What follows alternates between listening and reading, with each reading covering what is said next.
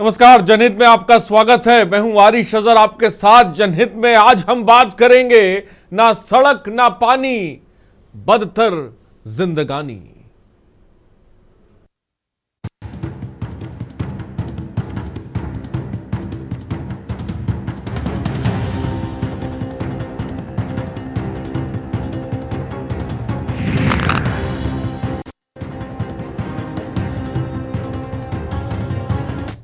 आज हम आपको हमीरपुर में दो तस्वीरें दिखाएंगे, जिस तस्वीरों को देखकर आप अंदाजा लगाएंगे कि हमीरपुर का सिस्टम आखिर क्या काम कर रहा है। ये तस्वीरें देखिए, ये रिपोर्ट देखिए और समझिए। मार, जिंदगी लाचार। हमीरपुर में पानी सड़क के लिए हाहाकार। बीते 70 साल में गांव में अब तक सड़क नहीं। डीएम की चौखट पर पानी को तरसता दिव्यांग। दो नदियों के बीच बसे जिले में कब होगा विकास।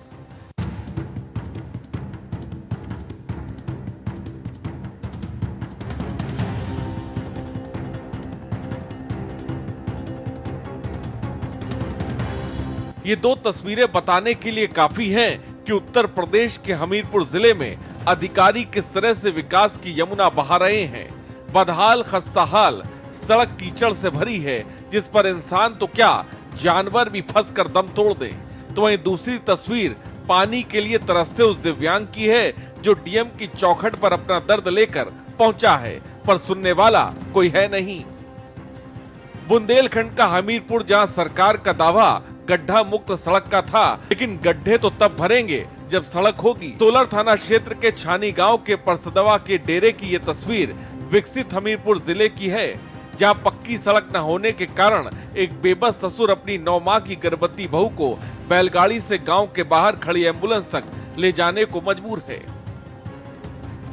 आजादी के 75 बरस बीतने के बाद भी गांव आज तक पक्की सड़क से महरूम है। बरसात के दिन हो या गर्मी, छानी गांव के ग्रामीण नरकी जीवन जीने को मजबूर हैं।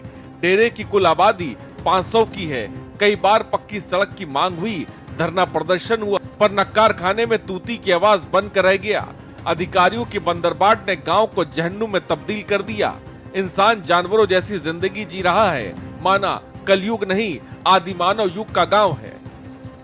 तमाम राजनेताओं के दरवाजे भी खटखटाए गए। हर चौखट पर ग्रामीणों ने माथा टेका और वो जतन किया जिससे गांव में पक्की सड़क बन सके, लेकिन सांप ढाक के 3 पात बनकर रह गए। जिले के डीएम जिले सुमानी बनकर गद्दी पर नशीन है। अधिकारी रोज इस सड़क से रूबरू होते हैं, पर सड़क बनाने की सोच उनके दिल दिमाग पर नहीं आती। कल आपकी एक वीडियो वायरल हुई थी जिसपे आप अपनी बहू को बैलगाड़ी से लेके जा रहे थे, क्या समस्या हुई थी?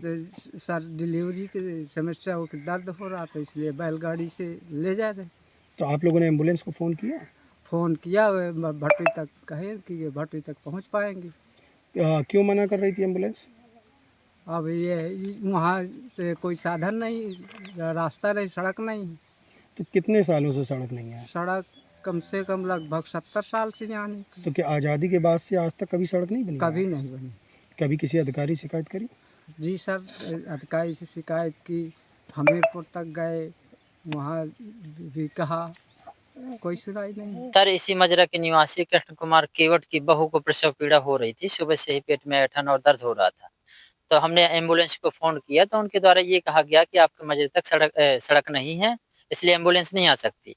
आप मरीज को लेकर के भटरी तक आइए, इसलिए सर बैलगाड़ी में लाद कर ले गए थे। सर, बरसात के मौसम में अगर हमारे घर की बहू बेटी को प्रसव पीड़ा या फिर बीमार होती हैं, तो उनको सर चारपाई या बैलगाड़ी ही साधन होता है, क्योंकि यहाँ पर सड़क न होने के कारण कोई भी साधन नहीं निकल सकता। सर, ये जो सड़क नहीं बनी है, क्या दिक्कतें होती हैं आप लोगों को? यहाँ में बड़ी दिक्कत ही लाला, यहाँ में आदमी मरद बनने मर जात के पहुँच जाते। कभी एम्बुलेंस वगैरह आती है? नहीं आती। कितने साल हो गए सड़क को? यहाँ 50 साल होता होती। कैसे आप लोग जी रहे हैं, कैसे अपने काम करते हैं जरूरतमंद? कैसे करते हैं लाला, कौ पहुँच पावत है, कौ यहीं गिरो परो है धुआरे में, कौ का पैर टूटत है, और कौ का श्वास चलत है, 4 पाई में ले जाते हैं। का करे लाला, एम्बुलेंस नहीं आ पाती। वहीं दूसरी तरफ हमीरपुर जिले की है मुस्कुरा विकास खंड के मासगांव ग्राम पंचायत से शर्मसार कर देने वाली एक और तस्वीर है। जिले का सिस्टम इतना लापरवाह है कि नमामि गंगे के तहत हर घर योजना में नल का कनेक्शन होने के बाद भी लोग पानी के लिए तरस रहे हैं। पति को अपनी दिव्यांग पत्नी को गोद में लेकर जिला अधिकारी की चौखट पर जाना पड़ रहा है, जिसको लेकर अपनी दिव्यांग पत्नी संग मिलकर पति ने पानी की समस्या को लेकर जिलाधिकारी से पानी की गुहार लगाई, लेकिन डीएम को इतनी फुर्सत नहीं कि जिले में पानी की रवानी को सुचारू बना सके। दो नदियों के बीच बसा जिला पानी को तरस रहा है, सुनने और देखने वाला फिलहाल कोई नहीं। यार पानी की परेशानी है, बाढ़ में बैठे विकलांग हमारे घर वाली और बच्चे हमारे दोषी हम पानी से परेशान है। अपनी तो भी दिए हैं मैंने अधिकारियों को, अधिकारी सुन भी नहीं रहे। आज कहाँ पर आए आप? आज हमीरपुर आए हैं। इसके पहले कहाँ पे? हमने 1076 में फ़ोन किया, वो कह रहे मरम्मत हो रही है, सुन नहीं रहे। फिर और अधिकारियों को फ़ोन किया, वो कह रहे हम मास्टर बोल रहे हैं, वो भी सुन रहे, वो भी कह रहे ठीक है हो जाएगी मरम्मत, बस यही कर देते हैं बस। वहीं पूरे मामले पर सियासत भी गर्मा गई है। विपक्ष सरकार पर हमलावर है और बुनियादी सुविधाओं की मांग को लेकर सरकार से सवाल पूछ रहा है, और इन सब के बीच सवाल बड़ा है, बुनियादी जरूरत को लेकर तरसते लोगों को कब उनका हक मिलेगा?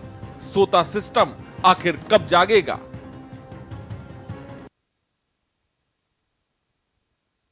तो क्या हमीरपुर का सिस्टम नक्कार खाने में तब्दील हो चुका है? मौजूदा वक्त में जो दो तस्वीरें हम आपके सामने लेकर आ रहे हैं, और इसीलिए हम कह रहे हैं कि ना सड़क और ना पानी है और बदतर जिंदगानी है, क्योंकि हमीरपुर में सिस्टम लापरवाह हो चला है, जिसकी दो तस्वीरें चीख चीख कर गवाही दे रही हैं। आप देखिए कि एक जगह प्रसव पीड़ा से कर्रा रही महिला को बैलगाड़ी से लेकर जाया जाता है। 70 साल से इस गांव में सड़क न पहुंची। 70 साल मायने रखते हैं, इस गांव ने जिंदगी के बिता दिए लेकिन सड़क ना पहुंची। और दूसरी तस्वीर वो है जहां पर डीएम की दहलीज पर एक पति अपनी पत्नी को, दिव्यांग पत्नी को लेकर पहुंच रहा है। तो ये सिस्टम है, और यही वजह है कि जब हम कह रहे हैं कि हमीरपुर में क्या सिस्टम न कारखाने में तब्दील हो गया है, ये बहुत अहम सवाल है, और इसी पर आज हम बात करेंगे, क्योंकि ये मुद्दे छोटे नहीं है, ये बहुत बड़े, क्योंकि आम आदमी के जिंदगी से जुड़े, वही आम आदमी जिसके लिए ये सरकारें हैं, ये सिस्टम है, अगर वही उसके बारे में ना सोचे तो वो आखिर कहां जाएगा? तो चलिए इसी पर हम बात करेंगे। तमाम गेस्ट हमारे साथ जुड़ रहे हैं। अविरल मलिक बीजेपी के नेता इस वक्त है, बहुत बहुत स्वागत है अविरल आपका। विवेक पाल समाजवादी पार्टी के नेता है, बहुत बहुत स्वागत है विवेक पाल जी। जलीस खान सोशल एक्टिविस्ट है, बहुत बहुत स्वागत है। और हमारे साथ सिद्धार्थ द्विवेदी जी हमीरपुर के संवाददाता है, सिद्धार्थ भी जुड़े हुए हैं, जिन्होंने इस खबर को ग्राउंड रिपोर्टिंग करी और हम तक पहुंचाई। सबसे पहले सिद्धार्थ के पास चलते हैं। सिद्धार्थ, अब जब ये खबर लगातार के न्यूज इस पर बना रहा, हमने इस खबर को प्रमुखता से दिखाया, हमने इस खबर को प्रमुखता से उठाया, हमने जिम्मेदारों से सवाल पूछे, हमने लापरवाह सिस्टम को जनता के सामने रखा, तो अब क्या तस्वीर बदली है? कोई बयान सामने आया है? कोई किसी तरह की बात सामने आई कि नहीं अब सड़क पहुंचेगी, नहीं अब पानी मिलेगा? कुछ ऐसा हुआ या अभी भी सिस्टम सो रहा है?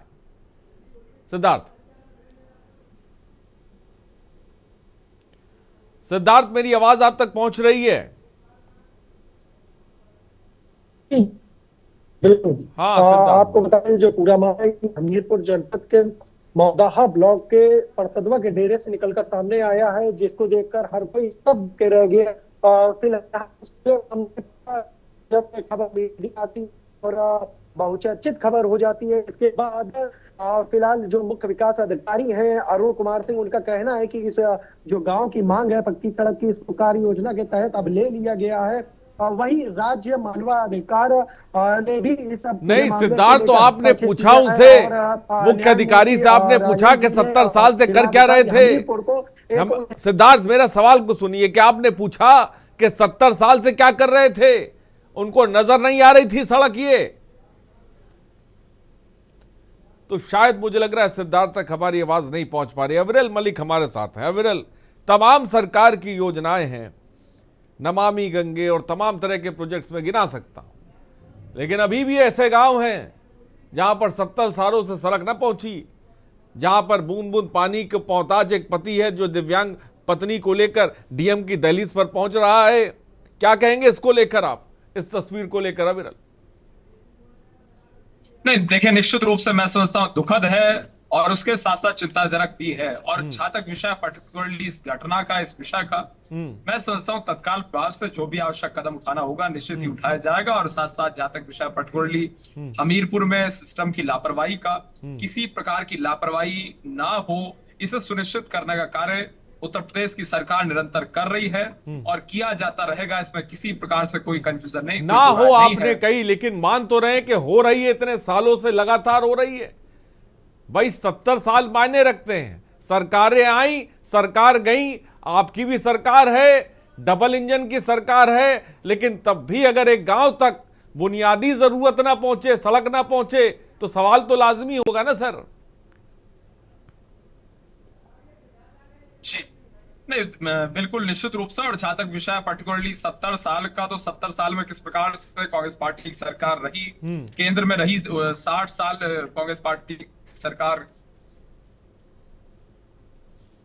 और पर्टिकुलरली जहां तक विषय एक तरीके से भारतीय जनता पार्टी की सरकार का, भारतीय जनता पार्टी पूर्ण रूप से गरीब पीड़ित शोषित वंचित के प्रति समर्पित है, हर वर्ग के प्रति समर्पित है और प्रत्येक नागरिक के प्रति पूर्ण रूप से समर्पित है। ये बिल्कुल मैं सोचता हूँ स्पष्ट नजर आ रहा है। और साथ साथ जहां तक विषय पर्टिकुलरली उत्तर प्रदेश का, उत्तर प्रदेश के विकास का, हमीरपुर का या किसी भी अन्य जनपद का, 75 के 75 जनपदों का, तो उत्तर प्रदेश की सरकार, हमारे मुख्यमंत्री योगी आदित्यनाथ जी महाराज निरंतर उत्तर प्रदेश का विकास कर रहे हैं, हर विषय पे निश्चित रूप से चिंतित हैं। और उसके साथ साथ जहां तक विषय पर्टिकुलरली सड़कों का, ये निश्चित रूप से लेकिन अविरल ये एक खबर नहीं है, एक खबर नहीं है, एक खबर और भी है जो हमने दर्शकों को बताई, जहां पर एक दिव्यांग अपनी पत्नी को लेकर पहुंचा कि वो पानी से परेशान था, सिस्टम से परेशान था। ये मुस्कुरा विकास खंड के मास गांव ग्राम पंचायत की तस्वीर है। इसको लेकर भी मैं चाहूंगा कि आप अपना वर्जन दे, बताएं कि नमामि गंगे के तहत हर घर जल योजना चल रही है, नल के कनेक्शन बट रहे हैं, लेकिन इस परिवार को नहीं पहुंच पाया। अविरल जी देखिए, जहां तक विषय पर्टिकुलरली परिवार को नहीं पहुंच पाया, मैं समझता हूं वो चिंता का विषय, और ग्राउंड लेवल पे निश्चित रूप से एक्शन लिया जाएगा और कठोरतम कार्रवाई कर रहा काम किया जाएगा। जो भी लोग दोषी होंगे, जिम्मेदार होंगे, जो भी लोग दोषी होंगे वो कार्रवाई की जाएगी। वही जवाब हमारे साथ बड़ा आज जो हम खबर लेकर बैठे, जिस पर हम बात कर रहे हैं थोड़ी देर, ना सड़क ना पानी, बदतर जिंदगानी। ये हम इसलिए कह रहे हैं क्योंकि सिस्टम इतना लापरवाह है। समाजवादी पार्टी के प्रवक्ता विवेक पाल इस वक्त हमारे साथ है। विवेक पाल, क्या कहेंगे आप इस खबर को लेकर?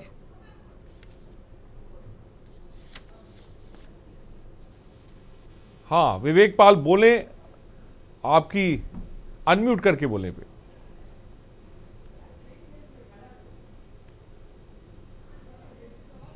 विवेक पाल जी, क्या मेरी आवाज आप तक पहुंच रही? शायद मुझे लग रहा है कि आवाज नहीं पहुंच पा रही है। हमारे साथ जलीस खान साहब हैं, सोशल एक्टिविस्ट हैं। जलीस खान साहब, सरकारें आई सरकारें गईं, लेकिन हमने तस्वीर बदलती ना देखी। ये दो खबरें हम इस वक्त दर्शकों को दिखा रहे हैं हमीरपुर की, जहां पर सड़क नदारत है, पानी के लिए लोग तरस रहे हैं। क्या कहेंगे आप? देखिए, जहां तक सड़क और पानी का सवाल है, ये आजादी के बाद से एक विकास, एक निरंतर चलने वाली प्रक्रिया है। और जहां तक सरकारें आती हैं जाती हैं, लेकिन विकास से लोग उन सरकारों को याद करते हैं। दुर्भाग्य सन 56 से शुरू हुआ, जब तत्कालीन चीफ मिनिस्टर बाई इलेक्शन यहाँ सीबी गुप्ता हार गए।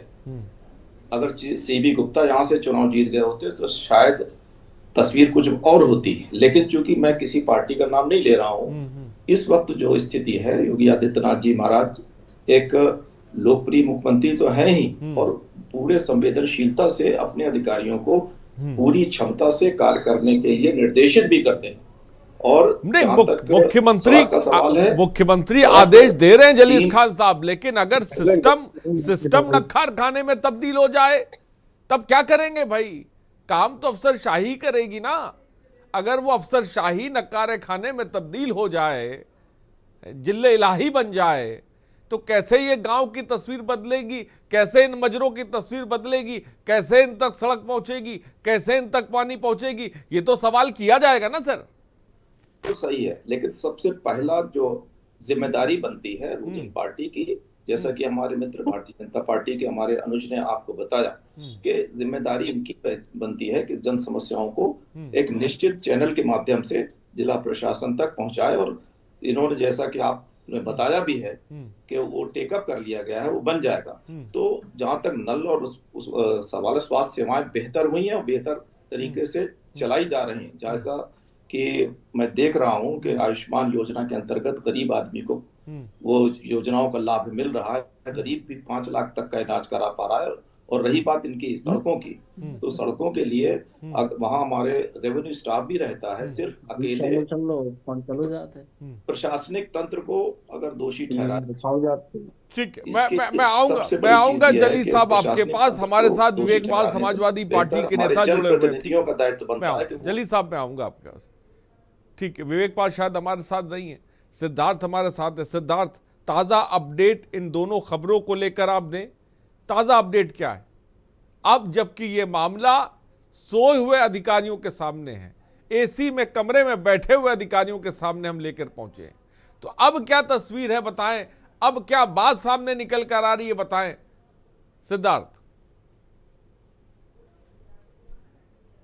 कहीं ना कहीं देखा जा सकता है ये भी एक सिस्टम की लाचारता ही है कि जब इस तरह के मामले सुर्खियां बटोरते हैं, मीडिया में आते हैं, उसके बाद ही इन मामलों में कार्रवाई देखने को मिलती है।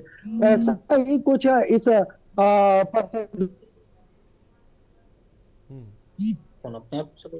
हाँ सिद्धार्थ बोले, आपकी आवाज आ रही है, अपनी बात को पूरा करें।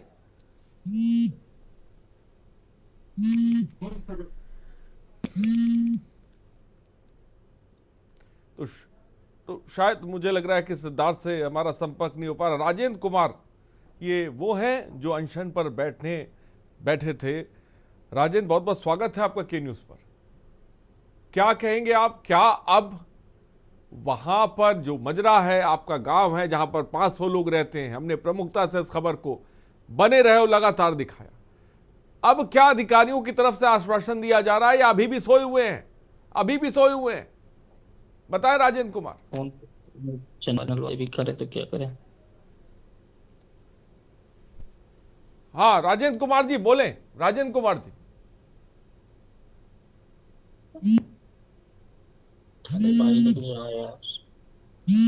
अनम्यूट करके बोले राजेंद्र कुमार जी, अनम्यूट करें और बोलें।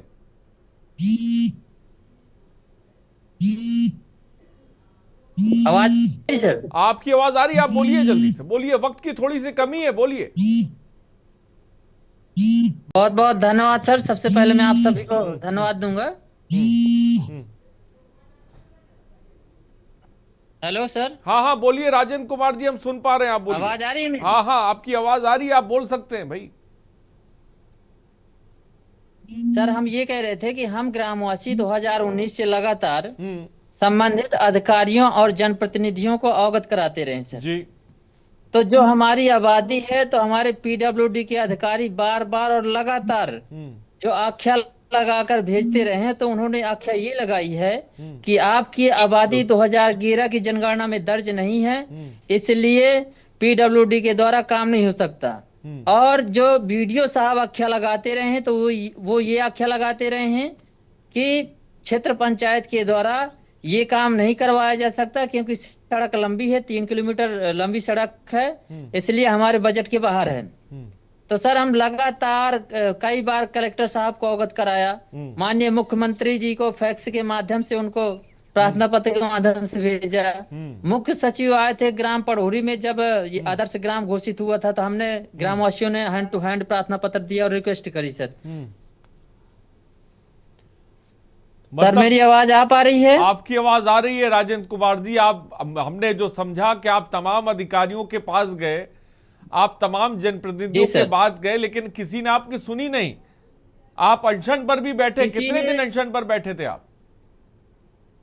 जी सर, मैं आमरण अनशन में बैठा रहा और 12 मार्च 2024 को हम माननीय एसडीएम साहब को एक प्रार्थना पत्र सौंपा था कि मतलब हम जो है अगर हमारी सड़क नहीं बनती है तो हम धरने के लिए मजबूर होंगे। तो 12 मार्च 2024 को हम अनशन में बैठ गए थे।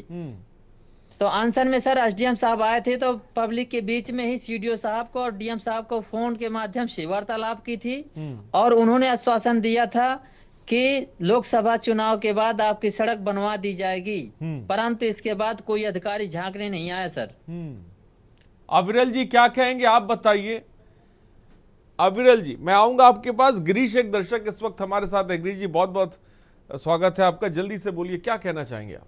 योगी साहब से ये अनुरोध करता हूँ, ये जो सड़क दिखाई जा रही है इस न्यूज चैनल पे, इसमें 15 दिन के अंदर खड़ंजा बिछाने का काम शुरू कराएं और जो पानी की तकलीफ बताई गई है जनता की, इन गरीबों की, उस पर समरसेबल सोलर वाले लगवा करके इनको पानी दें। और मैं उनसे अनुरोध करता हूँ कि वह प्रदेश में अति पिछड़ा क्षेत्र डिक्लेयर करें, अति पिछड़ा क्षेत्र के लिए अलग से योजनाएं बनाई जाएं और जितने भी जगह पर ये नाले पे पुल नहीं है, नदी पे पुल नहीं है, वो बच्चे बांस बल्ली पे पार करते हैं, वहां पहले विकास किया जाए स्कूलों का, अस्पतालों का, और उसके लिए अलग से बजट दिया जाए।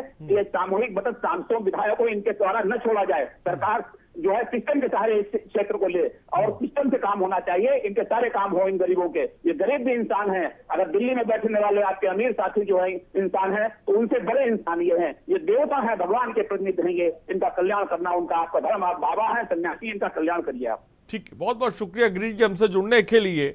अविरल आप क्या कहेंगे। आपने सुना राजेंद्र कुमार जो अनशन पर बैठे थे 2024 में, एसडीएम महोदय पहुंचे थे उनके पास, उसके बावजूद भी इनके नसीब में सड़क नहीं आई। सड़क छोड़िए, खड़ंजे वाली सड़क भी नहीं आई।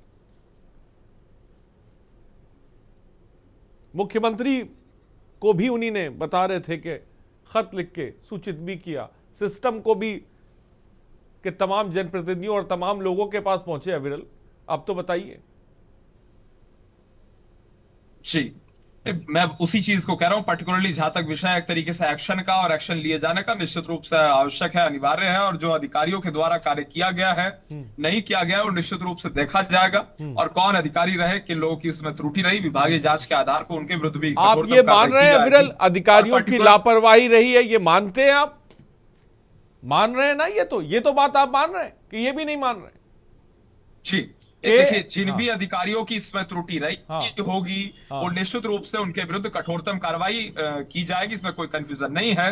विभागीय जांच के आधार पर कठोरतम कार्रवाई होगी और पर्टिकुलर जहां तक विषय है एक तरीके से एक्शन लिए जाने का, कार्य पूरा होने का, तो निश्चित रूप से कार्य पूर्ण होगा, इसमें कोई दो राय नहीं है। और किसी प्रकार की समस्या नहीं होनी चाहिए। मूलभूत एक तरीके से बेसिक नीड्स है व्यक्ति की है और पूर्ण रूप से जहां तक विषय एक तरीके से सड़कों का, पेयजल का ये अनिवार्य है। और माननीय प्रधानमंत्री मोदी जी के नेतृत्व में जिस प्रकार से अभूतपूर्व कार्य किया जा रहा है और जहां तक विषय जल जीवन मिशन का और हर योजनाओं की तारीफ हम करेंगे, कभी और करेंगे, लेकिन अभी फिलहाल ठीक है, आपने अपनी बात रखी। हम विवेक के पाल के पास भी जाएंगे, समाजवादी पार्टी के नेता हैं, क्योंकि उनका भी हिस्सा है इसमें। रुकते एक छोटे से ब्रेक के लिए, जल्द हाजिर होंगे।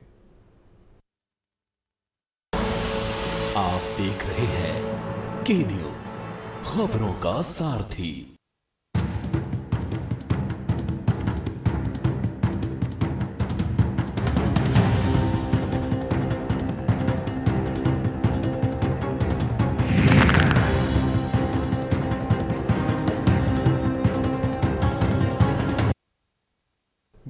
ब्रेक के बाद आपका स्वागत है। जी हाँ, जिसकी कोई बात नहीं करेगा उसकी हम बात करेंगे, जनहित में बात करेंगे, डंके की चोट पर बात करेंगे।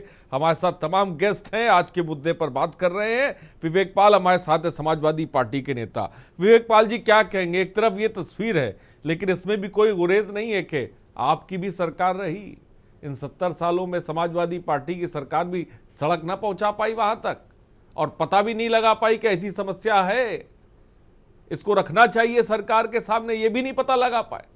क्या कहेंगे विवेक पाल? बहुत बहुत धन्यवाद। ये इस सड़क के लिए हमने भी कई बार प्रयास किया, समाजवादियों ने संघर्ष भी किया, क्योंकि मेरे साथ ग्रामीण भी हैं, राजेंद्र जी जानते भी हैं पूर्णतया। और 10 सालों में जो बीजेपी की सरकार रही, इनके कार्यकाल में क्या हुआ, ये स्थिति आप देख रहे हैं पूर्णतया। क्योंकि ये व्यक्ति की मूलभूत आवश्यकताएं हैं, सड़क, दवा, पानी, आज वो मुहैया नहीं करा पा रहे हैं। जहां एम्बुलेंस नहीं पहुंच पा रही, ये स्थितियां हैं। तो आप समझ सकते हैं कि डबल इंजन की सरकार पूर्णतः फेल है। ठीक, मैं पूछ ही लेता हूं। राजेंद्र कुमार जी, समाजवादी पार्टी के कोई जनप्रतिनिधि आपसे मिलने आया, कोई देखने आया, कोई नेता आया? बता दीजिए राजेंद्र कुमार। सर, हम स्पष्ट रूप से कह सकते हैं कि हम मजरे वासियों की, डेरा वासियों की सुनवाई किसी सरकार में नहीं हुई है। और जब हम आमरण में बैठे थे तो विवेक पाल जी आए हुए थे और हमारे दुख का हिस्सा बने थे, परंतु इसमें हम स्पष्ट रूप से यही कहेंगे कि सरकारें आती गई जाती गई, परंतु किसी सरकार ने हमारी सड़क से लेकर के किसी भी उसमें भागीदारी नहीं निभाई है। ठीक है सिद्धार्थ, मेरी आवाज आप तक पहुंच रही है?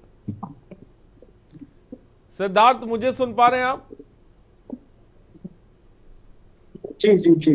हाँ सिद्धार्थ, ताजा अपडेट इस पूरे मामले पर क्या है? दोनों खबरों को लेकर मैं ताजा अपडेट जानना चाहूंगा। जी फिलहाल जो ये पूरा बैलगाड़ी का मामला हुआ है, जिस पर एक बेबस ससुर अपनी प्रसव पीड़ित बहू को लेकर गया है, जिसके बाद इस पूरे मामले का जो वीडियो सोशल मीडिया पे वायरल हुआ और चारों तरफ ही ये जो पूरा मामला है बहुचर्चित हो गया। चाहे बात करें यूपी कांग्रेस की ट्विटर हैंडल की, उन्होंने ट्वीट किया, या समाजवादी पार्टी सुप्रीमो अखिलेश यादव ने ट्वीट किया, जिसके बाद कहीं ना कहीं इस पूरे मामले को हर कोई गहनता से लेने लगा। और इसको देखते हुए जो मुख्य विकास अधिकारी हमीरपुर अरुण सिंह है, उन्होंने भी इस मामले को गंभीरता से लेते हुए फिलहाल अपनी कार्य योजना में इस गांव की सड़क की मांग को डाला हुआ है। और उनका कहना है कि जल्दी इस गांव में एक पक्की सड़क का निर्माण कराया जाएगा। जल्दी का मतलब क्या सिद्धार्थ? कोई डेडलाइन दी गई? मामले में हस्तक्षेप करते हुए जिलाधिकारी हमीरपुर को निर्देशित किया है कि एक उच्च स्तरीय जांच टीम गठित की जाए और ये जो पूरा मामला इस गहनता से जांच की जाए। देखने वाली बात यहाँ पे ये है कि इस तरह के जब मामले सोशल मीडिया पे वायरल होते हैं और चर्चा के विषय बनते हैं, तभी जो अधिकारी है वो अपनी नींद से जागते हैं और उनकी नजर इन ग्रामीणों के दर्द पर पड़ती है। देखने वाली बात ये है, जो सरकार है वो लगातार लाखों करोड़ों रुपए बहा रही है, चाहे वो स्वच्छता मिशन के नाम पर हो, चाहे जल जीवन मिशन के नाम पर हो, या गाँव के विकास के नाम पर।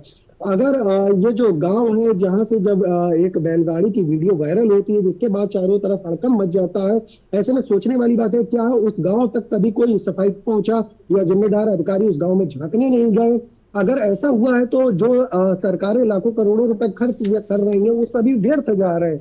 बात करें जल जीवन मिशन की, तो एक बेबस पति अपनी दिव्यांग पत्नी को लेकर गोद में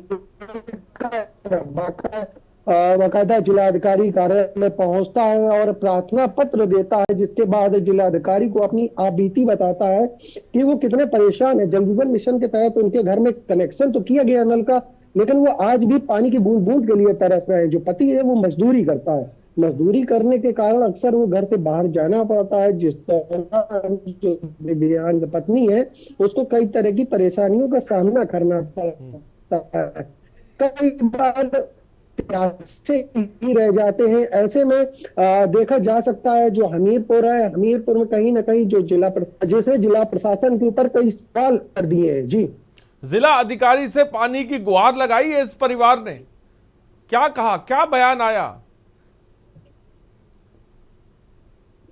जी बिल्कुल, फिलहाल इस पूरे मामले में जो जिलाधिकारी भी है वो भी चुप्पी साधे हुए हैं। उनका कहना है कि जल्द ही आने वाली बात, एक लंबा समय हो चुका, जल जीवन मिशन के तहत पानी की टंकियां बनाई जा चुकी है, नल लगाए जा चुके हैं, लोगों के घरों में कनेक्शन दे दिए गए, जिसके बावजूद आज भी एक लंबे समय से जो ग्रामीण है वो पानी के लिए तरस रहे हैं। ये एक अकेला मामला नहीं है, बल्कि हमीरपुर के कई अलग अलग हिस्सों से इस तरह के मामले अभी तक सामने आते रहे हैं। बाकायदा जो ग्रामीण है वो प्रार्थना पत्र देते हैं, जिलाधिकारी को कार्यालय पहुंचते हैं, उनके कई बार तो राष्ट्रपति को संबोधित ज्ञापन जिलाधिकारी को सौंपी, उन्हें सिर्फ आश्वासन का एक ढकोसला दे दिया जाता है।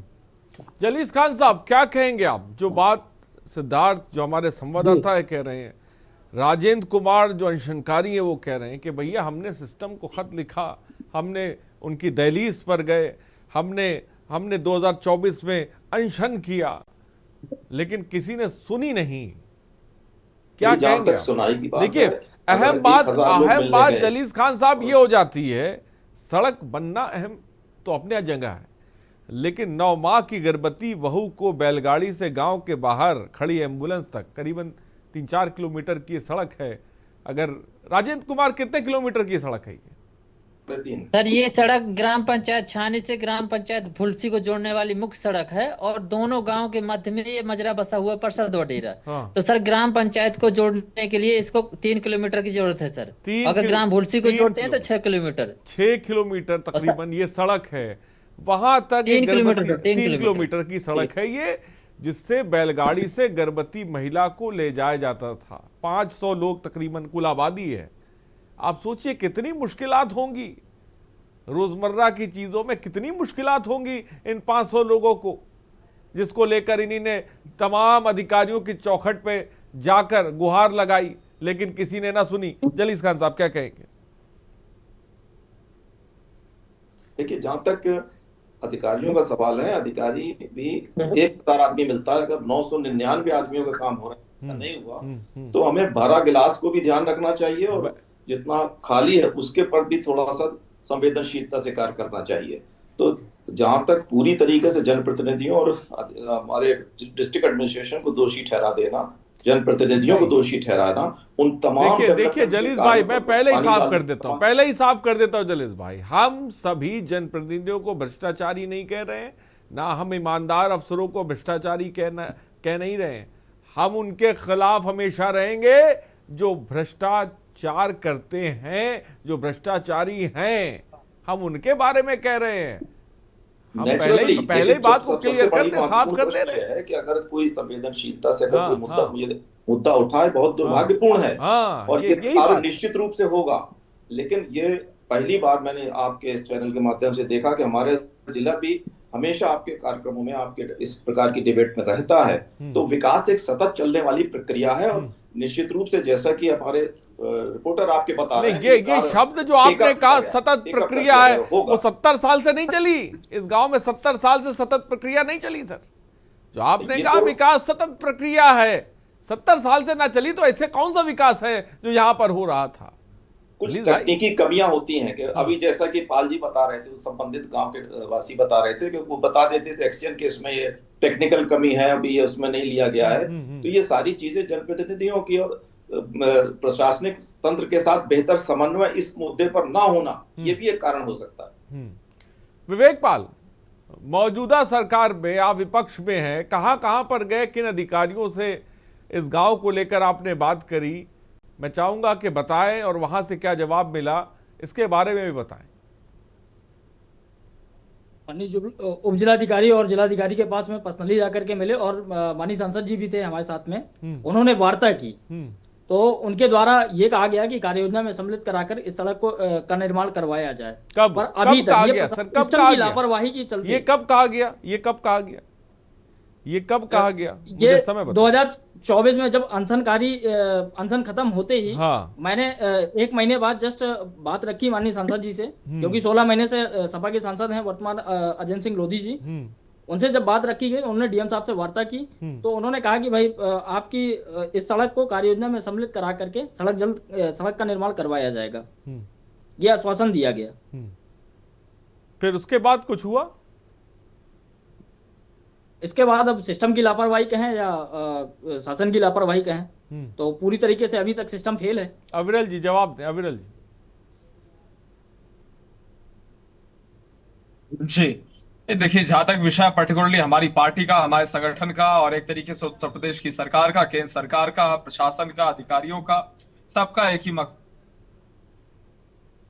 है कि पूर्ण रूप से विकास होना चाहिए, गरीब को न्याय मिलना चाहिए, इंफ्रास्ट्रक्चर डेवलपमेंट होना चाहिए, बुनियादी सुविधाएं पूर्ण रूप से सबको मिले, जो सबके अधिकार है वो सबको मिले और हर प्रकार से किसी व्यक्ति का कोई अधिकार ना छीना जाए, कोई व्यक्ति किसी का अधिकार ना छीने, इसे सुनिश्चित करना हमारा स्पष्ट दायित्व है और वो उत्तर प्रदेश की सरकार कर रही है। लेकिन परंतु जिस प्रकार का विषय सामने आया है, मैं समझता हूँ ये गंभीर विषय है और उसके साथ साथ इस विषय के ऊपर राजनीति किसी रूप में नहीं होनी चाहिए, लेकिन पर्टिकुलरली इस विषय के आधार पर निश्चित ही कार्रवाई की जाएगी और मैं समझता हूँ तत्काल प्रभाव से कठोरतम कार्रवाई होगी।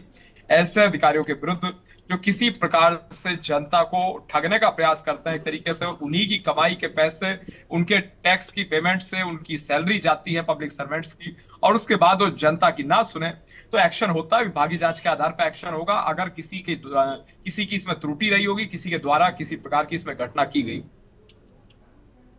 ठीक है सिद्धार्थ, मेरी आवाज आप तक पहुंच रही है?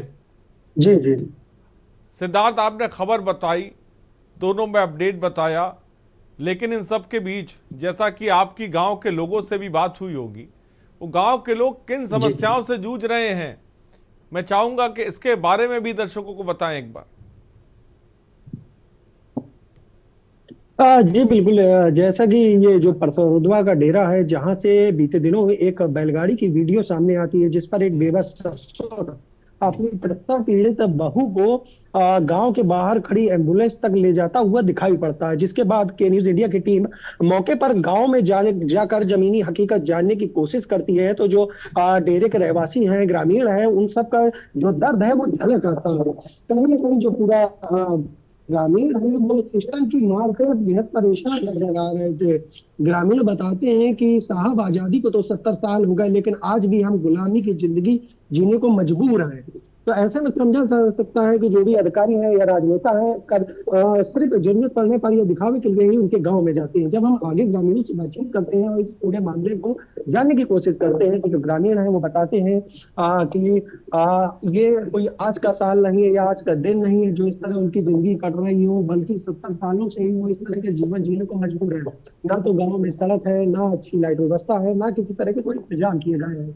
सिर्फ दिखावे के लिए ही अधिकारी वहां पहुंचते हैं या नेता पहुंचते हैं। आगे जो जब हम बेबस ससुर से पूछते हैं तो ससुर आगे जानकारी देते हैं कि उनकी बहू को सुबह से ही प्रसव पीड़ा होने लगी थी, जिस कारण उनको बहू को अस्पताल लेकर जाना होता। उस दौरान वो एम्बुलेंस को फोन करते हैं, लेकिन एम्बुलेंस चालक भी जो है वो मजबूर होता है कि गांव में रोड नहीं है तो जाए कैसे। ऐसे में जो एम्बुलेंस चालक है वो कहता है कि हम आपके गांव से कुछ किलोमीटर दूर बाहर आपका इंतजार कर रहे हैं, आप यहाँ तक आएंगे तो हम आपकी मदद अवश्य करेंगे।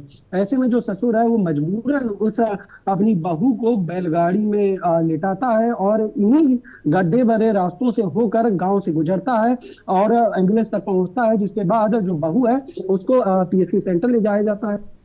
जांच करते हैं, जांच जो बहू है उसको 1 हफ्ते बाद फिर से बुलाया जाता है, जिस कारण जो बहू है वो अपने गांव वापस नहीं लौट के आती बल्कि अपने मायके चली जाती है, ताकि अगली बार जब वो हॉस्पिटल पहुंचे तो उसको इतनी दिक्कतों का सामना न करना पड़े।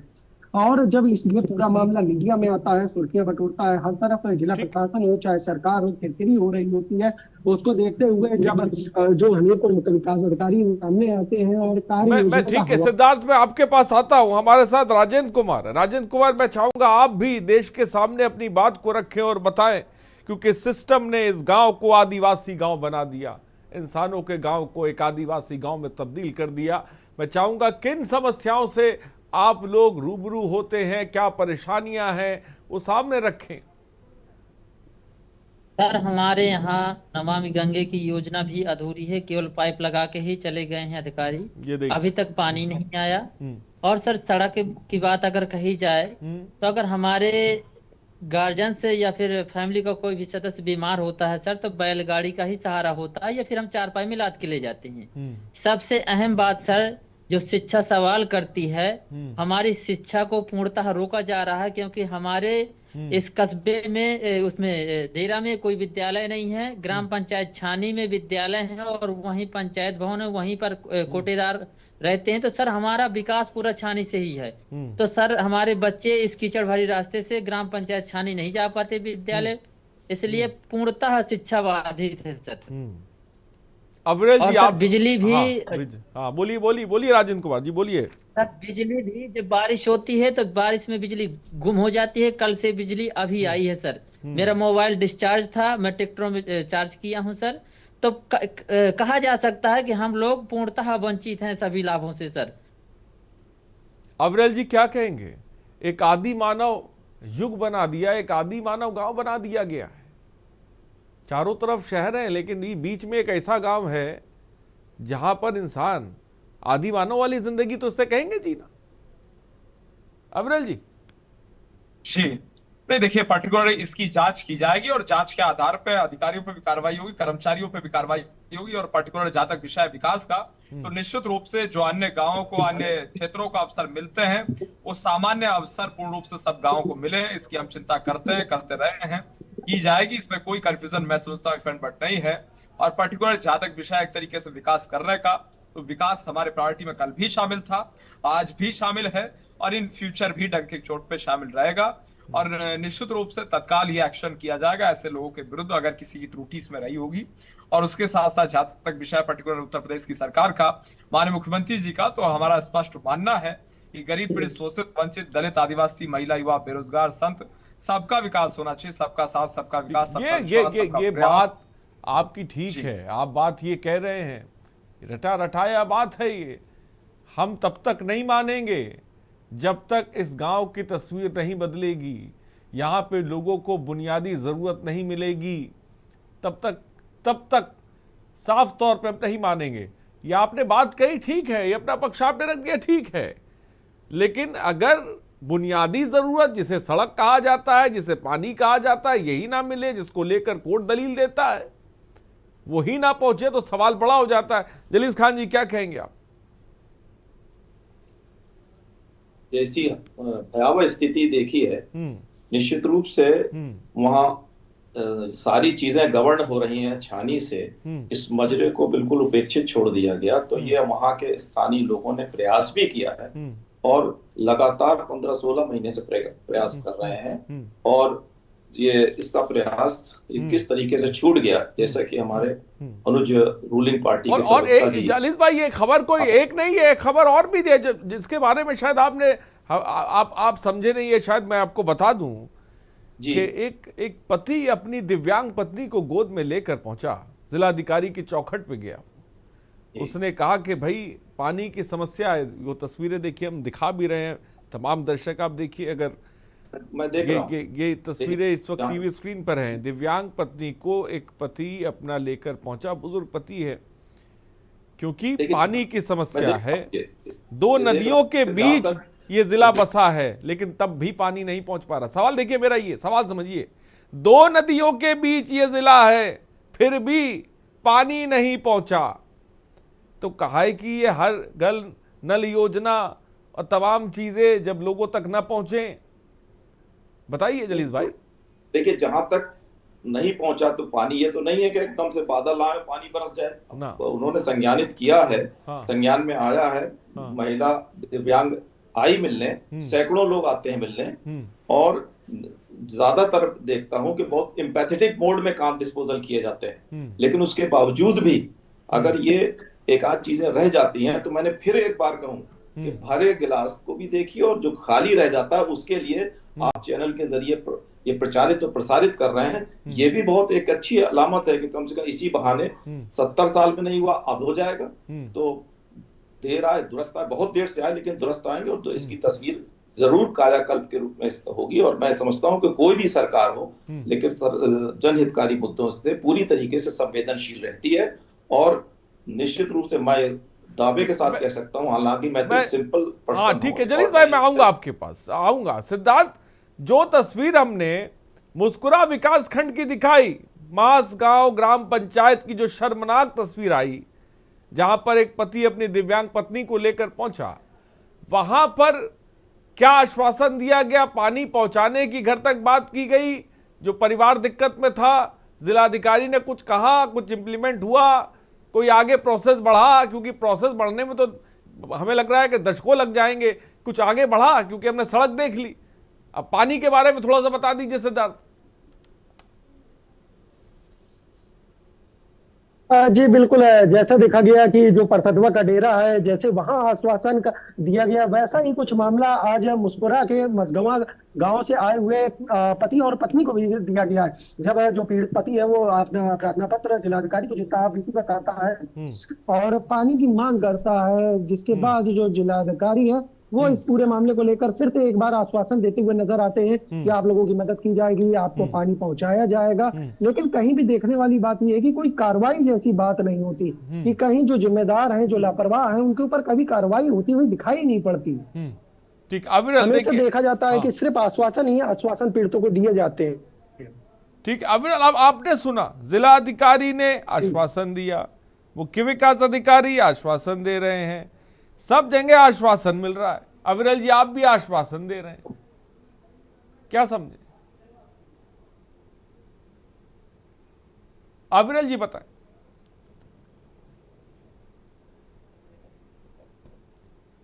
अविरल जी बोले, हर जगह तो आश्वासन मिल रहा है, डीएम साहब आश्वासन दे रहे हैं, अधिकारीगण आश्वासन दे रहे हैं, बीडीओ आश्वासन दे रहे हैं, जनप्रतिनिधि आश्वासन दे रहे हैं, आप भी आश्वासन दे रहे हैं,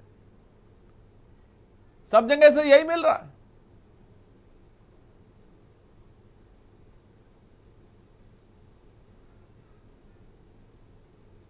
अविरल जी मेरी आवाज सुन रही है, पहुंच रही है आप तक? यह जवाब देना सर मुश्किल है। अविरल जी मुझे लग रहा है कि शायद उन तक मेरी आवाज नहीं पहुंच पा रही, या शायद इस सवाल का जवाब ढूंढ पाना बहुत मुश्किल है, क्योंकि हर जगह से तो आश्वासन नहीं मिल रहा है। जो हमने राजेंद्र कुमार जी को जोड़ा, जलीस खान साहब कुछ कह रहे हैं। जलीस खान जी बोलिए बोलिए बोलिए। देखिए, जहां तक आश्वासनों की आपने सीरीज बता दी, हाँ, बहुत अच्छी बात है, लेकिन आश्वासन के बाद एक टाइमलाइन मैं आपके माध्यम से कहना चाहता हूँ अपने जनप्रतिनिधियों से और हमारे जो रूलिंग पार्टी के प्रतिनिधि बैठे हैं, एक टाइमलाइन दे दी जाए अगर कि इतने दिन में हो जाएगा, फिर अगर नहीं होता है, क्योंकि पूछ लेते, ये भी पूछ लेते हैं आपकी सर बात। जलीस भाई ये भी पूछ लेते हैं, सिद्धार्थ कोई टाइमलाइन, डेडलाइन, गाइडलाइन कुछ दिया गया है? कुछ दिया गया? हाँ जी बिल्कुल। बात करें डेडलाइन की तो ऐसा तो कभी हाल ही में किसी भी मामले में देखने को नहीं मिला है, बल्कि जो भी जांच रिपोर्टें होती हैं उन सबको कहीं ना कहीं दबा दिया जाता है और वो कभी भी पब्लिकली नहीं की जाती है। लेकिन हाँ, देखने वाली बात यह है कि जो मामला हुआ है उसमें केवल राज्य मानवाधिकार आयोग ने जो जांच टीम गठित करने के जिलाधिकारी को, मैं सिद्धार्थ आपको रोकता हूँ, राजेंद्र कुमार जी हैं पीड़ित है। राजेंद्र कुमार जी, सिद्धार्थ और हाँ ठीक है, मैं आता हूँ सिद्धार्थ। राजेंद्र कुमार जी, अब जबकि ये खबर सबके सामने है, हम लोग भी लगातार उठाए हैं, क्या आप कोई गांव को, खासकर जहां पे 500 लोग रहते हैं, कोई टाइमलाइन, कोई डेडलाइन दी गई है? नहीं अब आपको सड़क मिल जाएगी, ऐसा कुछ कहीं से कुछ कहा गया या नहीं कहा गया?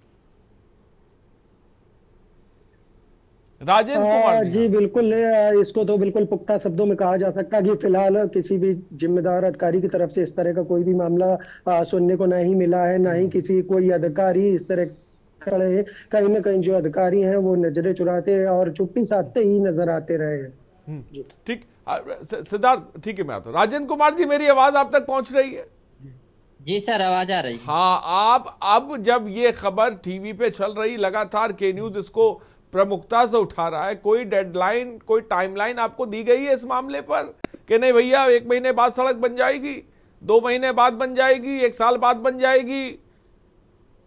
सर अभी तक किसी जनप्रतिनिधि के द्वारा या फिर किसी अधिकारी के द्वारा हमसे संपर्क नहीं किया गया है और ना ही कोई मतलब टाइमलाइन दी गई हम लोगों को। हाँ अविरल जी बताएं। जी देखिए, जहां तक विषय एक तरीके से आपने कहा था, रटी रटाई बात क्या आश्वासन से ही काम चलाना पड़ेगा?